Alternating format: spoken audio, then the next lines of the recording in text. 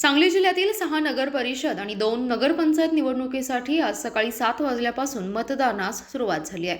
सकाळपासूनच अत्यंत चुरशीने मतदान पार पडत आहे। वृद्ध, नागरिक, तरुण मतदानाचा हक्क बजावण्यासाठी बाहेर पडल्याचं चित्र आहे। दुपारपर्यंत जिल्ह्यात सरासरी 45% मतदान झाले।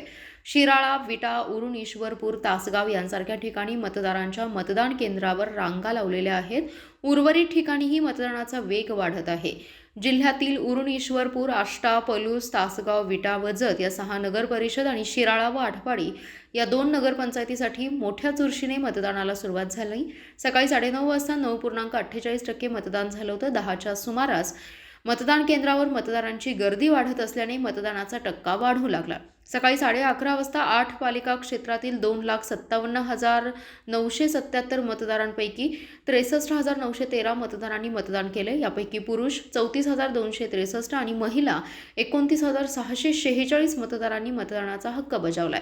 सरासरी 27.77% मतदान झाले। दुपारी हा टक्का आणखीन वाढला। 3 वाजेपर्यंत मतदानाची टक्केवारी ही 45% जाऊन पोहोचली। दरम्यान आष्टा नगर परिषद प्रभाग क्रमांक 3 मधील एका मतदान केंद्रावरील वोटिंग मशीन नादुरुस्त असल्याने 9 पर्यंत मतदान ठप्प होतं।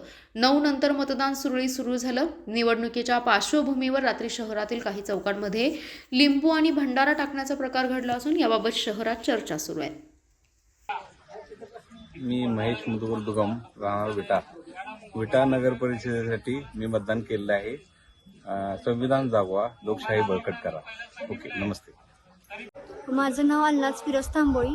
मी आज पहिल्यांदाच मतदान केलं आहे। तर मी मतदान करून माझा हक्क बजावला आहे आणि माझ्या गावाचा विकास होण्यासाठी, माझं गाव विटा, जिल्हा सांगली आणि तालुका खानापूर, तर मी आज मतदान करून गावाचा विकास होण्यासाठी योग्य मतदान केलं आहे।